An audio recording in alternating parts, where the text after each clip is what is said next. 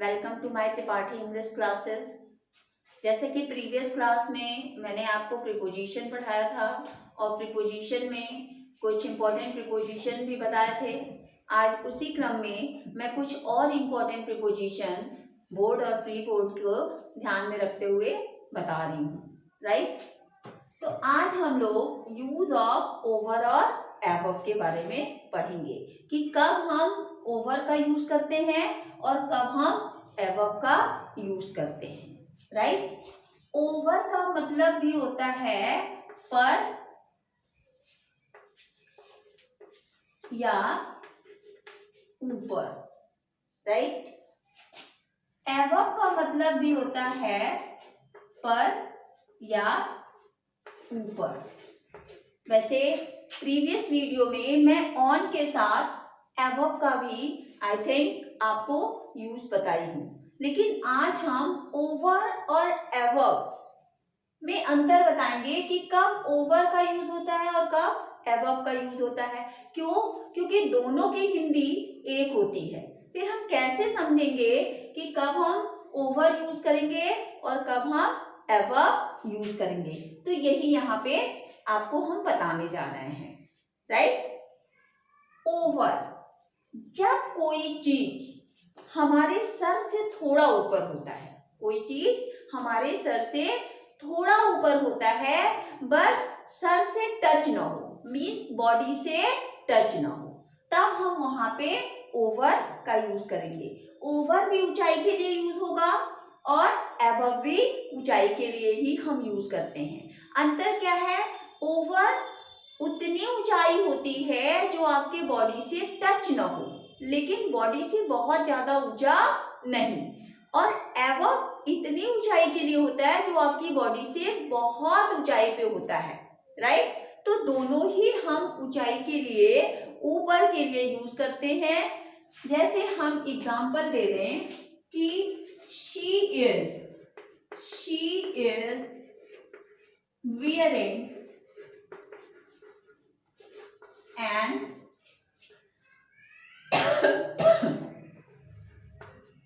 umbrella. She is wearing an umbrella over her head, right? Suppose ये एक लड़की है,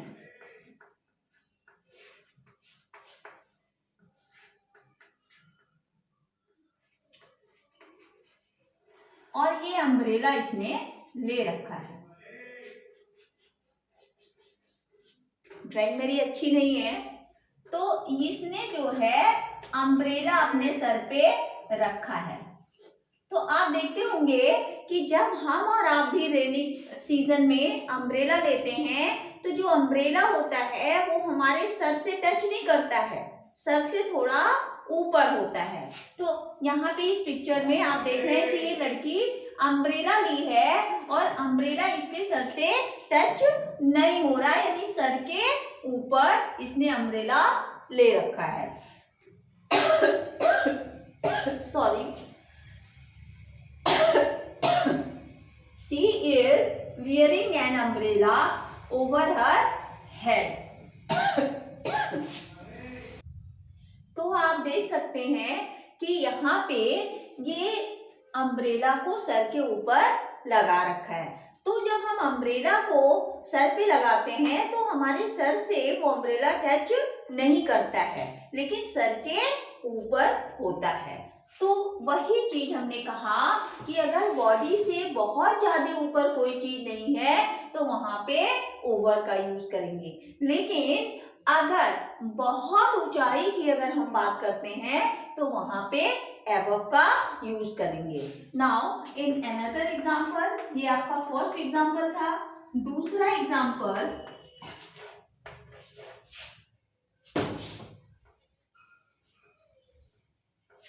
the aeroplane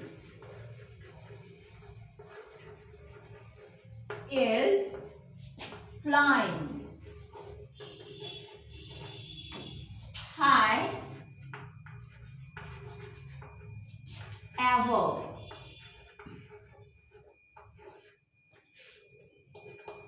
in the sky, right. तो यहाँ पे आप देख रहे हैं कि एरोप्लेन जो है वो आसमान में हाई अबव यानी बहुत ऊंचाई पे उड़ रहा है। The aeroplane is flying high above in the sky. यहाँ पे ज्यादा ऊंचाई की बात हो रही है क्योंकि हवाई जहाज आपने देखा होगा कि बहुत ऊंचाई पे उड़ता है, उसको तो आप टच नहीं कर सकते, राइट। तो वहां पे हम क्या लिखेंगे, एबव। इसी तरह से जब ब्रिज वगैरह की बात करते हैं तो ब्रिज ज्यादा ऊंचाई पे तो होता नहीं है, तो वहां पे हम एबव नहीं लिखेंगे, क्या लिखेंगे, ओवर लिखेंगे। तो वंस अगेन आई रिपीट कि ओवर का यूज भी पर या ऊपर ऊंचाई के लिए होता है और एबव का भी यूज पर या ऊपर ऊंचाई के लिए ही यूज किया जाता है। दोनों में अंतर क्या है, ये बॉडी से ज्यादा ऊपर की बात नहीं करते तब यूज होता है, और ये जब बहुत ऊंचाई की बात करते हैं तब यूज किया जाता है, राइट। जैसे अगर हम कहें कि the dog jumped dash the wall, एक चहदीवारी है, वॉल है और कुत्ता उस पे छलांग लगा रहा है, तो चहदीवारी की ऊंचाई क्या होगी, बहुत ज्यादा ऊंचाई तो होगी नहीं, लेकिन डॉग से तो ऊंचाई होगा, राइट, इंसान से भी ऊंचा होगा। तो जब डॉग उस पे छलांग लगाएगा तो वॉल से बहुत ऊंचाई पे तो छलांग लगाएगा नहीं, वॉल से, सपोज ये वॉल है, जब डॉग इस पे छलांग लगाएगा तो वॉल से इतनी ऊंचाई पे लगाएगा कि वॉल में उसकी बॉडी टच ना हो, यानी कुत्ता दीवार के ऊपर कूदा तो ऊपर, तो ऊपर वहां पे एबव नहीं बात करेंगे, क्यों, क्योंकि वॉल से बहुत ऊंचाई पे कुत्ता तो छलांग लगाएगा नहीं, वॉल से इतनी ऊंचाई पे लगाएगा कि वो वॉल से उसकी बॉडी टच ना करे। I think use of over और एबव आपको समझ में आ गया। अब हम यूज ऑफ बिटवीन और एमंग की बात करते हैं कि कब हम बिटवीन का यूज करते हैं और कब हम एमंग का यूज करते हैं। दोनों की ही हिंदी होती है बीच में, राइट, बीच में। यही हिंदी सेम इसकी भी होती है बीच में, बीच में मतलब मिडिल में, राइट। लेकिन जब दोनों की हिंदी सेम है तो कुछ तो अंतर रहना चाहिए जिससे हमें पता चले कि कब बिटवीन का यूज करेंगे और कब हम एमंग का यूज करेंगे। बिटवीन का यूज तब होता है जब हम कोई चीज दो लोगों के बीच में डिस्ट्रीब्यूट करते हैं। कोई भी चीज, चाहे वो खाने पीने की चीज हो, चाहे वो पहनने ओढ़ने की चीज हो, कोई भी चीज जब हम दो लोग के बीच में डिस्ट्रीब्यूट करते हैं there should be use of between, right. और अमंग का यूज कब करते हैं, जब हम कोई चीज डिस्ट्रीब्यूट दो से अधिक लोगों के बीच में करते हैं। किसी भी चीज का डिस्ट्रीब्यूशन जब दो से अधिक लोगों के बीच में किया जाता है तो हम किसका यूज करते हैं, एमंग, राइट। अब हम एग्जाम्पल से आपको एक्सप्लेन करना चाहेंगे ताकि अच्छी तरह से समझ में आ जाए, किसी भी तरह का कंफ्यूजन ना हो। बिटवीन, जैसे हम कहें डिस्ट्रीब्यूट,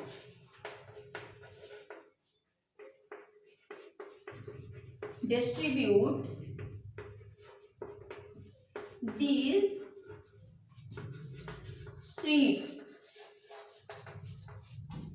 यहां डैश करें, राम एंड श्याम, राइट। दूसरा एग्जाम्पल देते हैं, डिस्ट्रीब्यूट these sweets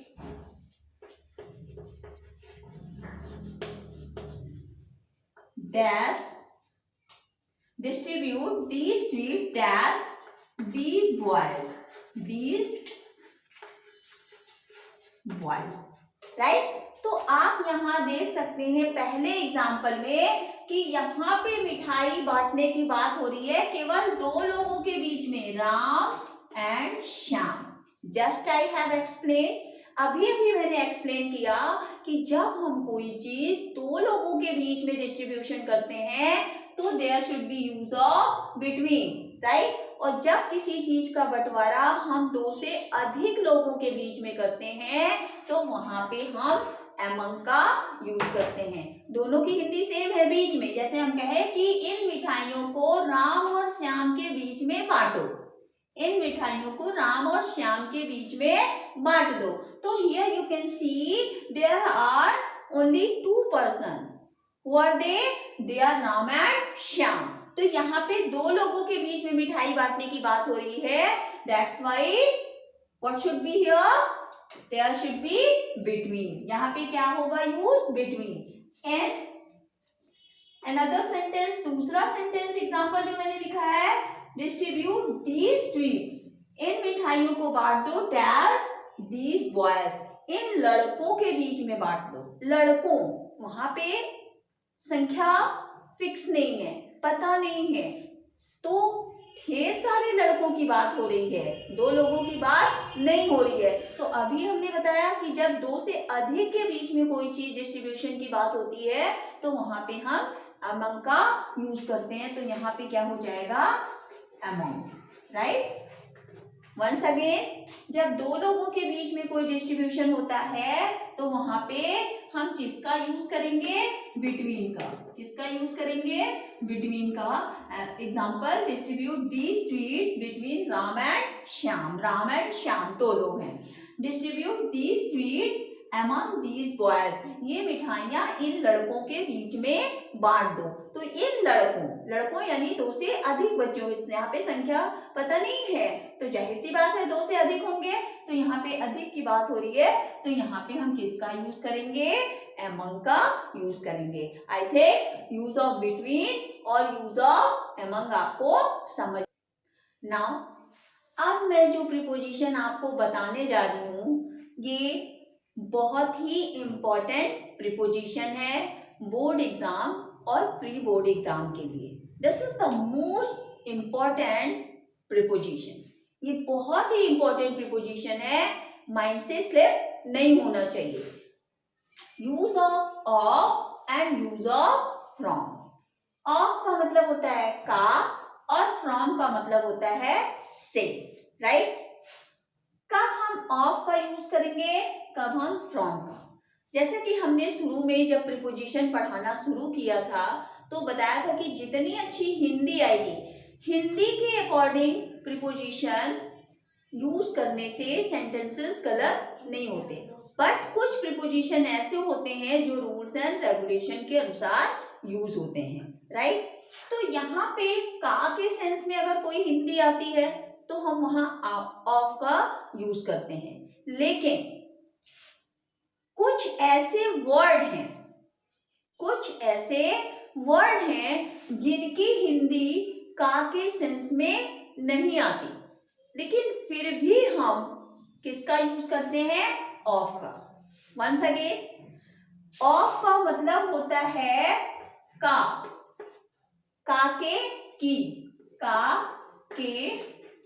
की, और फ्रॉम का मतलब होता है से। तो हिंदी के अनुसार भी मैंने कहा कि जैसा हिंदी आता है वैसा प्रीपोजिशन हम यूज करते हैं। बट यहाँ पे अगर हम ऑफ का यूज का के सेंस में करते हैं तो वो एक्सेप्शनल यूज हम यहाँ पे बताएंगे। वैसे तो जनरली का यूज जब हिंदी में का आएगा तो हम क्या यूज करेंगे, ऑफ यूज करेंगे। लेकिन कभी कभी हिंदी का के की नहीं आएगी, फिर भी हम वहां पे ऑफ का यूज करते हैं। यही चीज मैं बताने जा रही हूँ। तो यहाँ पे जो मैं बताने जा रही हूँ इसको हम किस सेंस में बता रहे हैं, से के सेंस में। यानी जब हमारा हिंदी में अर्थ से आएगा तो वहां पे हम ऑफ का यूज करेंगे। हिंदी में जब से आएगा तो हम कब हम फ्रॉम का यूज करते हैं ये भी मैं आपको बताऊंगी, राइट। कुछ ऐसे वर्ड हैं जो कि आप अपने दिमाग में रख लीजिए कि कुछ फिक्स वर्ड है जिनके साथ ऑफ ही यूज होते हैं। उनमें से 101% कोई ना कोई वर्ड अल्टरनेटिव एग्जाम में, बोर्ड एग्जाम में या प्री बोर्ड एग्जाम में जरूर पूछा जाता है 101%। जैसे made of, right, died of,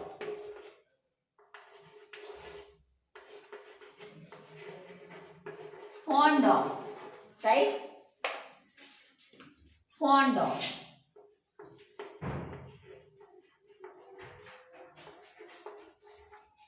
और प्राउड ऑफ, ये सारे वर्ड हैं। इन वर्ड के साथ हमेशा हम ऑफ का ही यूज करते हैं। ये सारे वर्ड पूरी तरह से अपने दिमाग में छाप लीजिए, कि ये रट लीजिए कि वैसे तो हिंदी में का के की जब आएगा तो जैसे राम दशरथ के पुत्र थे, राम दशरथ के पुत्र थे तो वहां के आ गया, तो वहां पे जब दशरथ राम के पिता थे तो वहां पे काके की के सेंस में हम ऑफ लेंगे। लेकिन यहाँ पे ये जो मेड है, डाइड है, फॉन्ड है, प्राउड है, यहाँ पे जब हम सेंटेंस में इनका यूज करते हैं तो इनकी हिंदी काके की से नहीं बनता, किससे बनता है, से।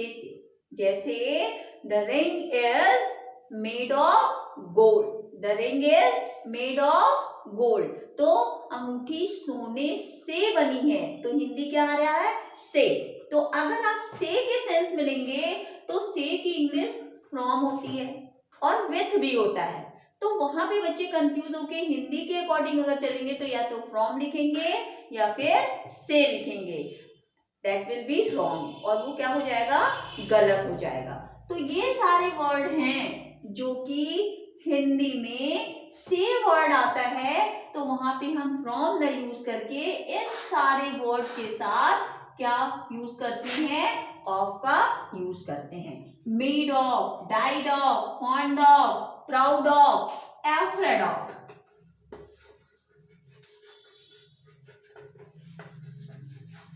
Right, ashamed of, ashamed of, right. तो इसी तरह से बहुत से और भी 2-4 वर्ड हैं।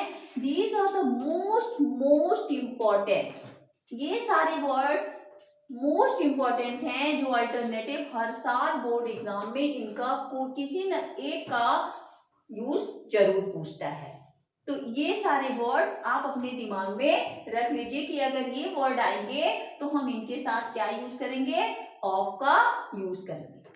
पहला वर्ड जो मेड है, इसका यूज में और भी सेंस में होता है, ऑफ के सेंस में भी और फ्रॉम के भी सेंस में होता है, जो कि मैं अभी क्लियर करने जा रही हूं।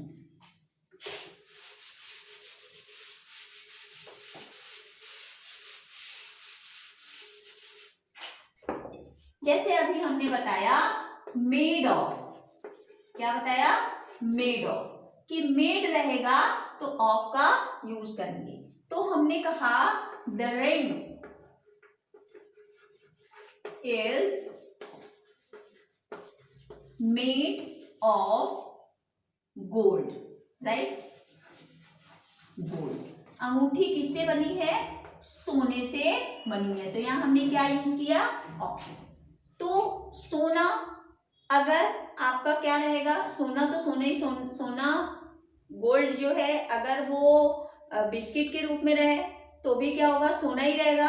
और अगर उस बिस्किट को गला करके हमने ये रिंग बना लिया तब भी ये क्या है, सोना ही है। ऐसा तो है नहीं कि सोना से चांदी बन गया, यानी सोना इस फॉर्म में भी है और बिस्किट के फॉर्म में भी सोना। अब मेड के साथ फ्रॉम का भी यूज होता है, मेड के साथ फ्रॉम का भी यूज करते हैं। अब क्वेश्चन ये उठता है कि कब हम मेड के साथ फ्रॉम का यूज करेंगे और कब हम मेड के साथ ऑफ का यूज करेंगे। जब कोई चीज किसी चीज से बनती हो लेकिन उसका फॉर्म न बदले, जो है वही रहे, तब हम वहां पे ऑफ का यूज करेंगे। लेकिन किसी चीज से कोई चीज बनती हो लेकिन उसका स्वरूप बदल जाए, उसका स्वरूप बदल जाए बनने के बाद, जैसे हमने बताया कि सोना तब भी था जब बिस्किट था, और जब रिंग बन गया तब भी वो सोना ही था। तो इसलिए हमने क्या यूज किया, मेड के साथ ऑफ का यूज किया। लेकिन अगर कोई चीज अभी कुछ और है और उससे कोई और चीज बन जाता है तो उसका स्वरूप बदल जाए, तो वहां पे मेड के साथ फ्रॉम लगेगा। जैसे हम कहें कि द पेपर इज,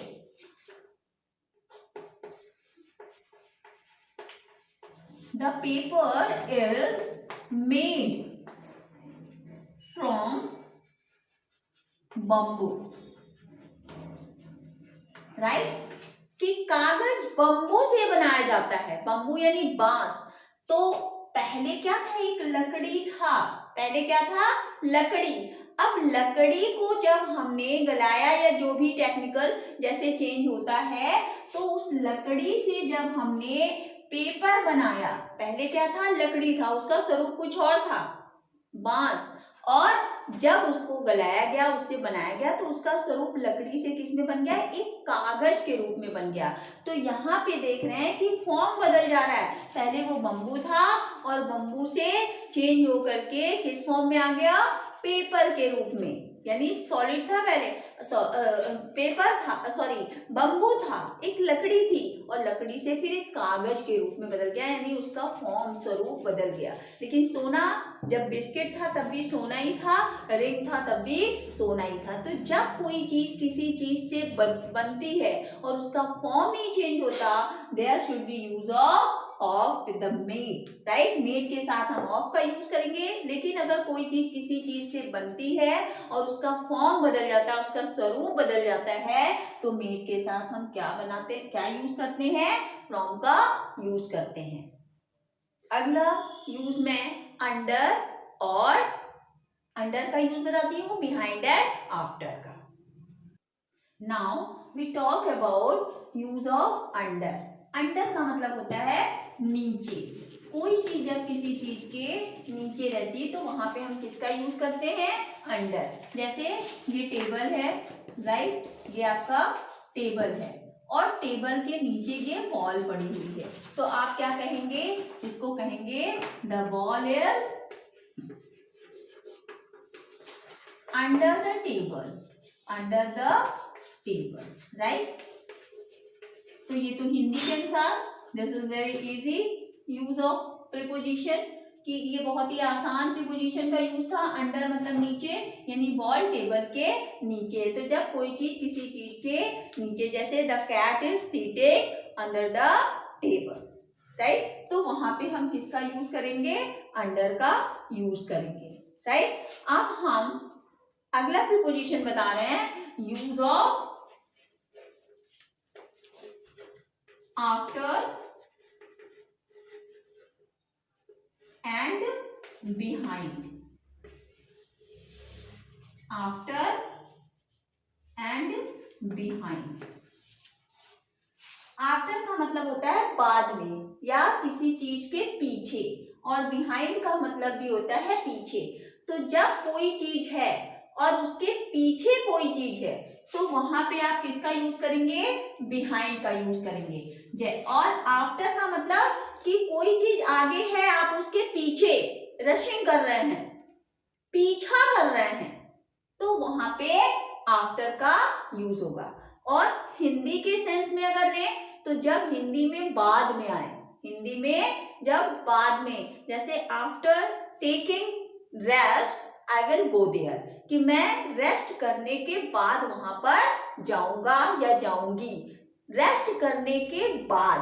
तो जब हिंदी में बाद शब्द आता है तब हम आफ्टर का यूज करते हैं। या कोई चीज किसी चीज के पीछे लगा हो, जैसे the police is after the thief, कि पुलिस जो है चोर के पीछे, या the police is rushing after the thief, कि पुलिस जो है चोर का पीछा कर रही है, राइट, उसको चेस कर रही है, चेसिंग द थीफ, थीफ का चेस कर रही है। आफ्टर थीप के पीछे। तो जब हम एवरीबडी इज आफ्टर मनी, सभी लोग पैसे के पीछे भागते हैं। तो जब हम रशिंग करते हैं, चेज करते हैं किसी चीज के पीछे, तो वहां पे आफ्टर का यूज होगा। लेकिन कोई चीज इस तरह किसी चीज के पीछे है, जैसे he is standing behind the door, यानी डोर के पीछे वो खड़ा है, डोर का पीछा नहीं कर रहा है, वो डोर के पीछे है। ये मान लीजिए आपका ट्री है, ये क्या है, ट्री है, और इस ट्री के पीछे एक लड़का खड़ा है। तो एक जगह स्टैंडिंग है, मोशन में नहीं है, तो यहाँ पे हम किसका यूज करेंगे, बिहाइंड का यूज किया जाएगा। अगर भी लड़का किसी के पीछे भाग रहा है, पीछे यहाँ भी है और कोई आगे दौड़ रहा है और उसके पीछे ये भाग रहा है, तो वहां पे किसका यूज हो जाएगा, आफ्टर का यूज हो जाएगा। लास्ट में एक यूज और बताऊंगी जो कि बोर्ड एग्जाम में 101% आना ही आना है, तो उसको भी स्लिप ऑफ माइंड नहीं होना चाहिए।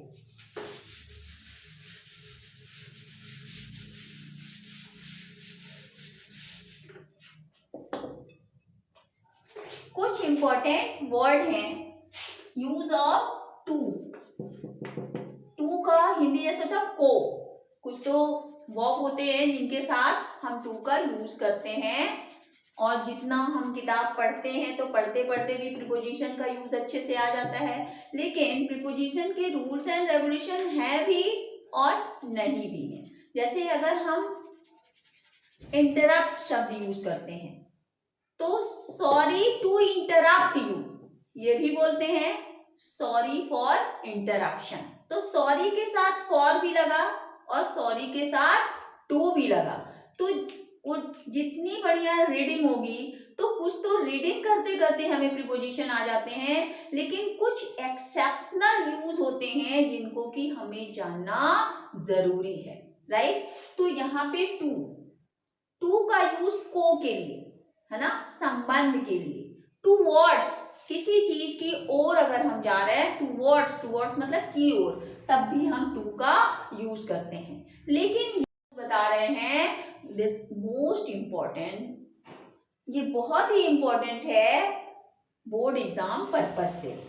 कुछ वर्ड ऐसे हैं जिनके साथ हम टू का यूज करते हैं। जब हम कोई वर्ड ऐसा होता है जो खुद में एक कॉम्परेटिव डिग्री के रूप में यूज किया जाता है, खुद में वो कॉम्परेटिव डिग्री के रूप में यूज किया जाता है। वैसे जब हम किसी चीज का कंपेयर करते हैं, कॉम्परेटिव डिग्री का यूज करते हैं, तो वहां हम देन का यूज करते हैं। लेकिन ये जो वर्ड मैं बताने जा रही हूँ वो अपने आप में खुद कॉम्परेटिव डिग्री है, दैट्स वाई उनके साथ हम किसका यूज करते हैं, टू का। और वो वर्ड क्या है, senior, senior, junior, inferior, superior, exterior, ये सारे वर्ड जो हैं, इन सारे वर्ड के साथ टू का यूज होता है। इनके साथ कभी भी देन का यूज नहीं किया जाता है। जैसे हम कहें he is senior than me, तो that will be wrong. There is comparison between two person, कि यहाँ पे दो लोगों के बीच में तुलना की जा रही कि वो मुझसे सीनियर है। तो जब हम किसी चीज से तुलना करते हैं तो वहां पे हम देन का यूज करते हैं, लेकिन सीनियर के साथ कभी भी देन का यूज नहीं किया जाता है। Senior, junior, inferior, superior, exterior, ये सारे वर्ड जो हैं, इनके साथ हम हमेशा टू का यूज करते हैं। तो नाउ इंपॉर्टेंट प्रीपोजिशन, वैसे बहुत सारे प्रीपोजिशन हैं, यहाँ पे केवल हमने कुछ इंपॉर्टेंट प्रीपोजिशन ही बताए हैं जो हाई स्कूल में, प्री बोर्ड और बोर्ड में पूछे जाते हैं। इंटरमीडिएट में भी करेक्शन में गलत प्रीपोजिशन दे दिया, उसको आप सेंटेंस को पहचानोगे कि क्या गलत है, जो सही प्रीपोजिशन होगा उसको आप लिखोगे कि यहाँ पे किस चीज की गलती है। तो बोर्ड एग्जाम के दृष्टिकोण से ही मैंने प्रीपोजिशन को बहुत शॉर्ट में पढ़ाया है, क्योंकि अगर मैं सारे प्रीपोजिशन बताने लगूंगी तो पूरे महीने, एक महीने प्रीपोजिशन की चलते रहेंगे। वैसे कुछ और इंपॉर्टेंट प्रीपोजिशन के यूज हैं जिसको कि मैं लिंक के माध्यम से आपको सेंड कर दूंगी। Now thank you.